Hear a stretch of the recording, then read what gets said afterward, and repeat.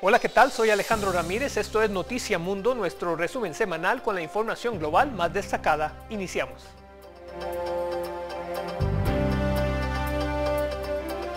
El poderoso huracán Florence, que avanzaba durante la semana con categoría 4 hacia la costa este de los Estados Unidos, tocó tierra en Carolina del Norte el viernes con una degradación a categoría 1. El gobernador del estado, Roy Cooper, advirtió a la ciudadanía diciendo que la tormenta era un monstruo enorme y violento, y aunque se esperaba vientos de hasta 220 kilómetros por hora, la disminución de la fuerza de la tormenta hizo que la afectación principal fuera a causa de fuertes lluvias, enormes olas e inundaciones en algunos sectores. A media semana se ordenó la evacuación obligatoria de al menos 1 millón de personas, aunque se estima que la tormenta afectó a 10 millones de residentes de la costa este estadounidense y algunas otras zonas cercanas. Las autoridades no escatimaron en esfuerzos preventivos, pues debido a la fuerza que llegó a tener el ciclón, se pensó que su afectación llegaría a ser similar a la del huracán Katrina en New Orleans en el 2005.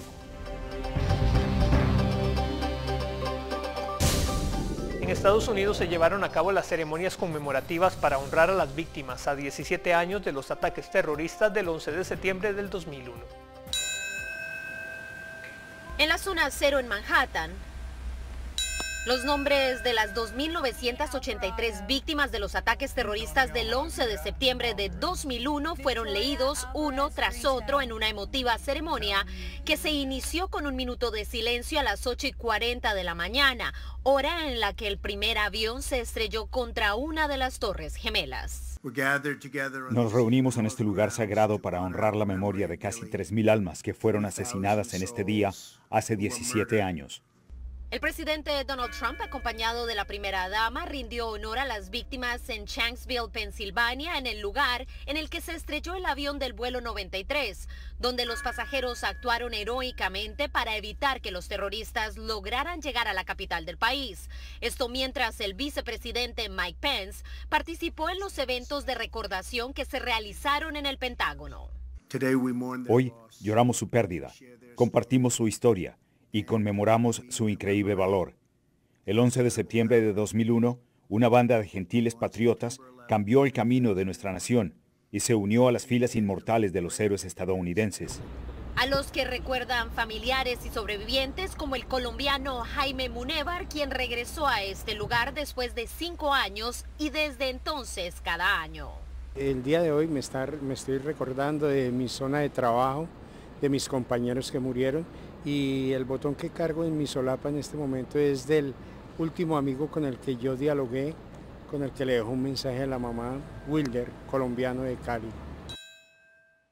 Tras esta jornada en la que se recordó a las víctimas del 11 de septiembre, hay que recalcar que de los 2.983 que murieron en este lugar, la zona cero, por lo menos aún no se han determinado los nombres de 1.100 de ellos. Celia Mendoza, Voz de América, Nueva York. En una de estas ceremonias realizada en Pensilvania, donde se estrelló el vuelo 93 de United Airlines, el presidente Donald Trump envió un mensaje afirmando que Estados Unidos no será nunca más víctima de tiranía. Este campo es ahora un monumento al desafío estadounidense. Este monumento ahora es un mensaje para el mundo. Estados Unidos nunca se someterá a la tiranía.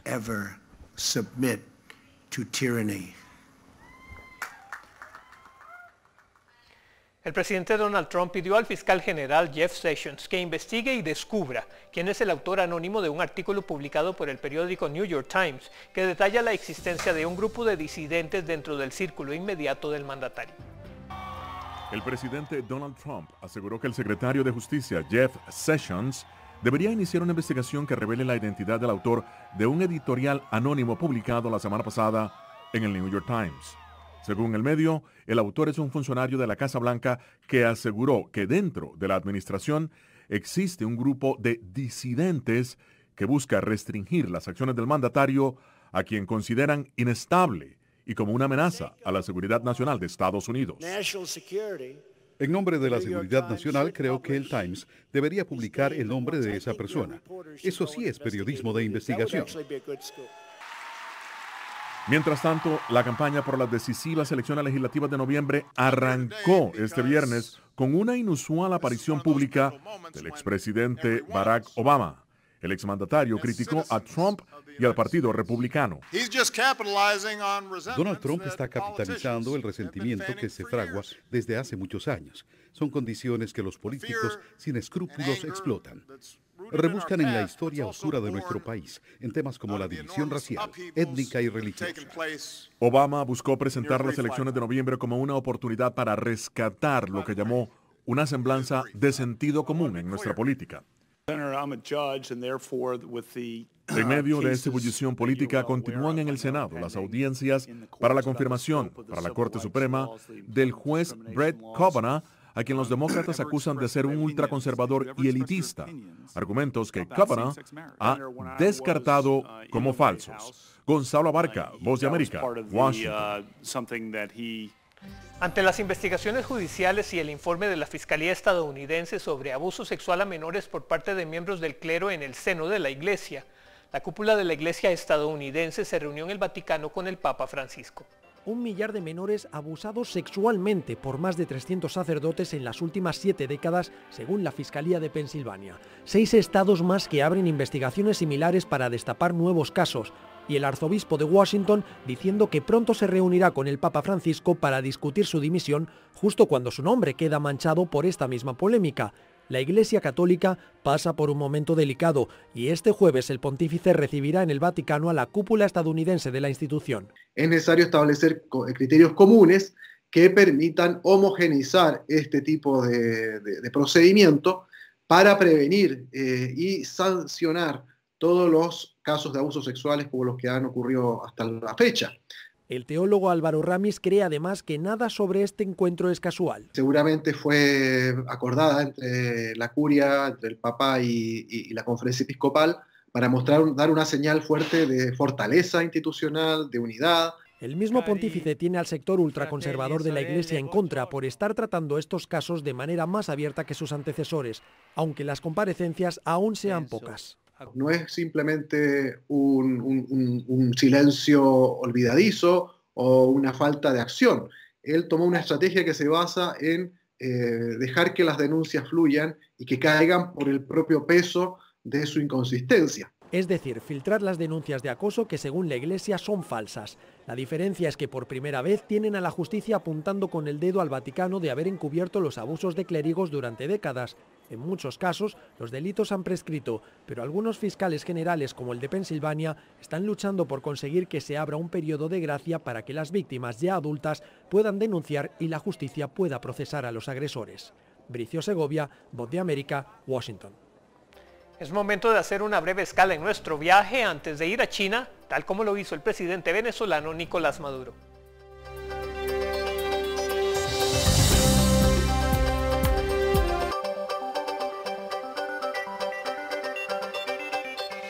El mandatario Nicolás Maduro está en China, uno de los pocos aliados internacionales del régimen venezolano. Los chinos también colaboraron con Rusia en la realización de ejercicios militares, al tiempo que buscan ejercer más control en el uso de las redes sociales en el país.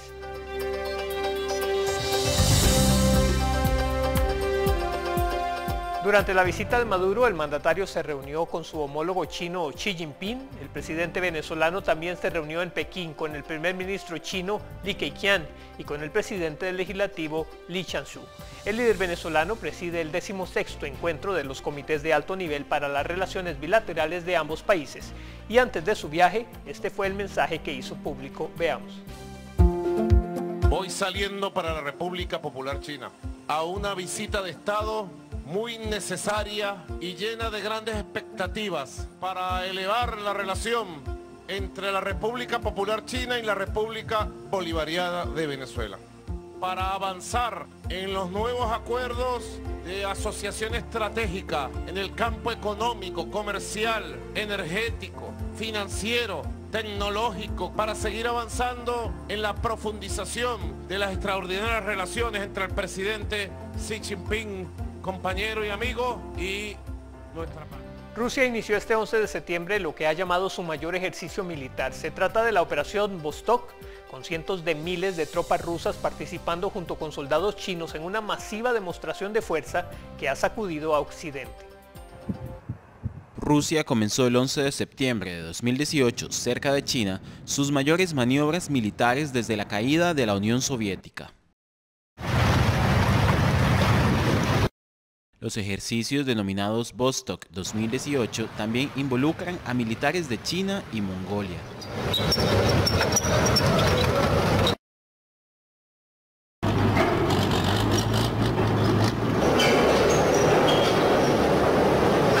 Vostok 2018 tiene lugar en un momento de gran tensión entre Occidente y Rusia. Se movilizaron alrededor de 300.000 soldados en esta demostración militar.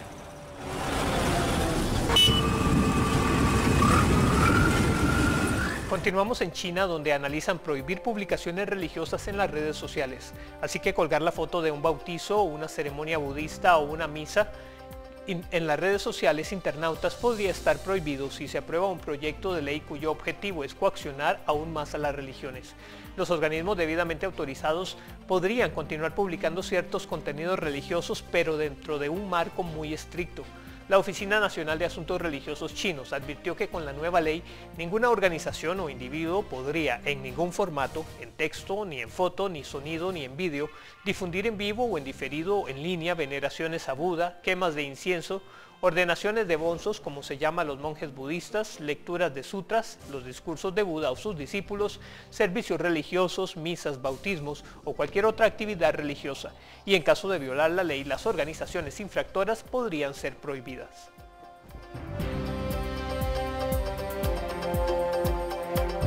Once personas murieron y 44 resultaron heridas cuando un conductor embistió con un auto a un grupo que se encontraba en una plaza en el sur de China.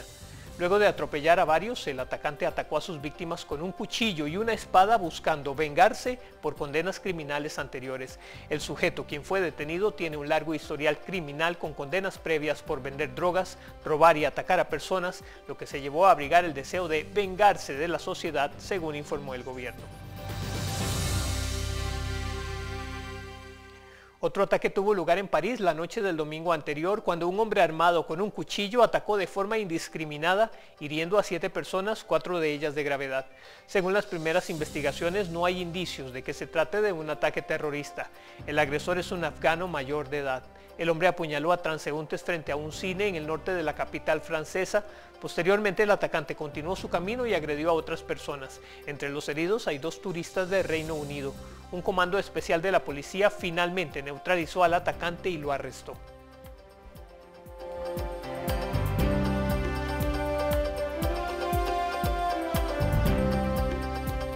También hubo violencia en Afganistán, donde un ataque suicida dejó al menos 50 muertos. Los medios locales reportaron que hubo una explosión tras una protesta en la provincia de Nangarhar, cerca de Kabul. El ataque tuvo lugar en medio de unas protestas donde los manifestantes solicitaban la destitución del jefe de la policía regional.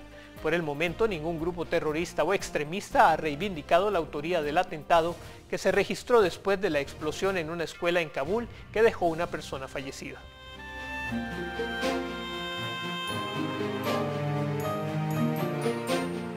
El 11 de septiembre fue una fecha conmemorativa también en Chile. Regresamos con la información a 45 años del golpe de Estado de Augusto Pinochet.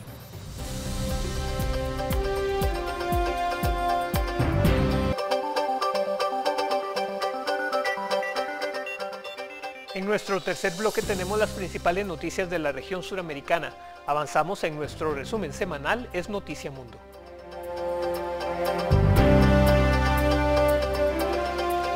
Chile se cumplen 45 años del golpe de Estado de Augusto Pinochet y la muerte del entonces presidente Salvador Allende el 11 de septiembre de 1973. Una noticia que aún tiene repercusiones y opiniones encontradas. El 11 de septiembre de 1973, las Fuerzas Armadas chilenas perpetraron el golpe militar que acabó en el suicidio del presidente socialista Salvador Allende en el bombardeado Palacio de la Moneda. Me pueda dirigir a ustedes. La Fuerza Aérea ha bombardeado las torres de Radio Portales y Radio Corporaciones.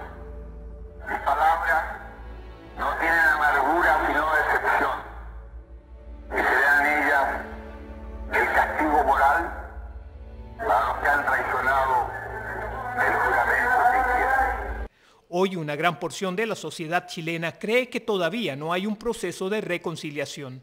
La historia del golpe de Estado y la dictadura de Pinochet divide a la sociedad chilena según un estudio reciente. Las últimas semanas se han registrado manifestaciones y este 11 de septiembre, como todos los años, se recuerda a las víctimas de la represión y las torturas que vivieron los chilenos. Las heridas que dejó el golpe militar en el país, del que este martes se cumplen 45 años, siguen entonces sin cicatrizar. Las Fuerzas Armadas se resisten a abrir sus archivos y el poder económico y político de los defensores de la dictadura siguen presentes mientras las víctimas continúan reclamando justicia. Representantes de los principales partidos de oposición denuncian que fueron excluidos de las próximas elecciones en Venezuela a efectuarse en diciembre. El Consejo Electoral de ese país publicó una lista de organizaciones vigentes, entre las que no figuran los principales partidos de oposición.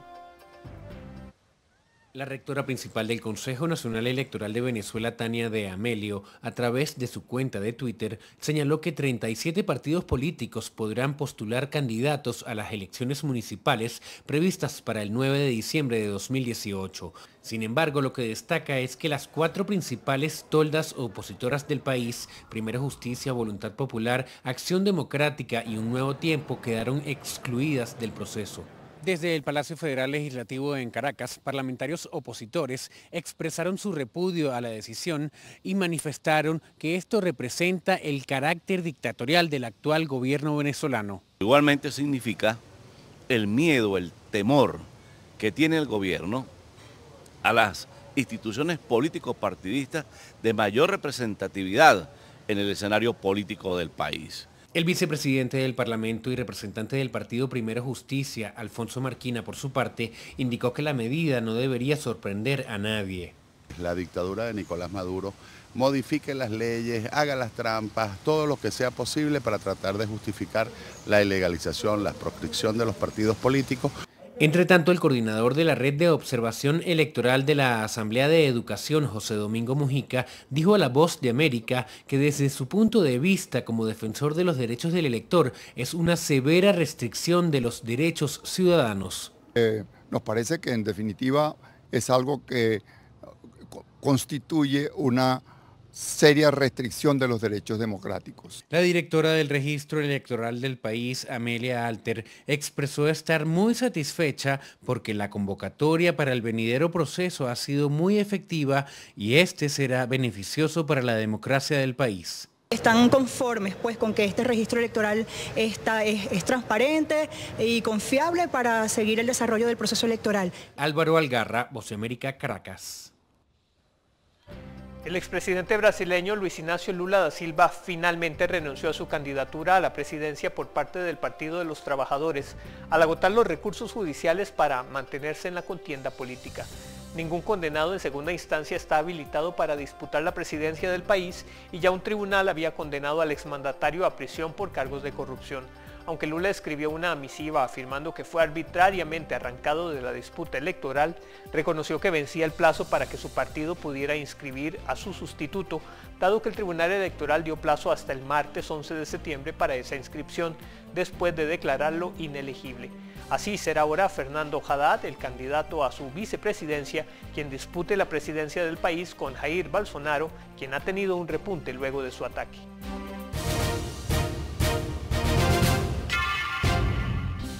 Bolsonaro es el candidato líder en los sondeos para las elecciones presidenciales de octubre en Brasil y fue acuchillado en un acto de campaña, pero se está recuperando. El último boletín médico indica que no tiene rastros de infecciones. El político utilizó sus redes sociales para agradecer las oraciones, el cariño y la consideración. El candidato, al que una única cuchillada en el abdomen le provocó una grave hemorragia, 3 heridas en el intestino delgado y una lesión en el colon, fue sometido a una delicada operación tras llegar al hospital muy grave y corriendo riesgo de muerte. Bolsonaro fue acuchillado mientras era cargado en hombros en medio de una multitud en una céntrica calle de Juiz de Fora, la segunda mayor ciudad del estado de Minas Gerais. La policía arrestó en flagrante al autor del ataque, quien dijo haber actuado de forma aislada y a mando de Dios, y atribuyó el crimen a sus divergencias políticas y religiosas con el ultraderechista. Colombia y Estados Unidos acordaron mantener la presión contra el gobierno de Nicolás Maduro y afrontar el colapso de la democracia en Venezuela. El presidente de Colombia, Iván Duque, y el vicepresidente de Estados Unidos, Mike Pence, hablaron sobre la crisis humanitaria en Venezuela y sus efectos en toda la región, comprometiéndose a mantener la presión sobre el régimen de Maduro. En la conversación, que se realizó vía telefónica, Pence reconoció los esfuerzos iniciales realizados por Duque en la importante lucha contra las drogas ilegales, además de la lucha contra el narcotráfico y Venezuela. Pence y Duque también hablaron sobre comercio bilateral.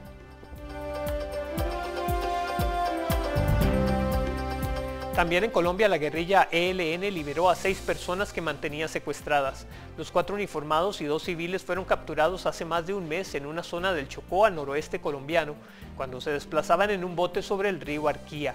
La Cruz Roja colombiana confirmó que estas personas ya están en libertad y fueron entregadas a una comisión humanitaria de la Defensoría del Pueblo y la Iglesia colombiana. Por medio de un comunicado, el líder de la guerrilla, comandante Uriel, dijo que pese a la negativa del gobierno a pactar protocolos que facilitaran la liberación, el procedimiento se realizó con éxito y el ELN cumplió su palabra.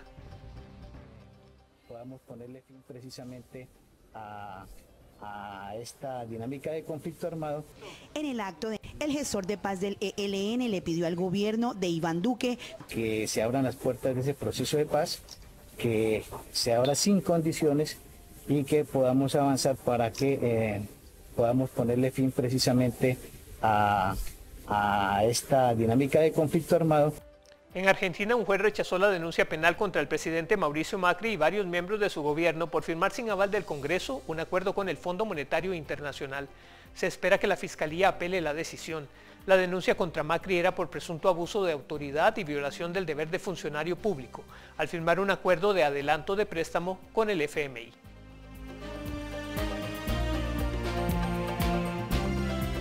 Gracias por acompañarme nuevamente a viajar por el mundo a través de la información. Soy Alejandro Ramírez, así concluimos el Noticia Mundo. Nos vemos la próxima semana.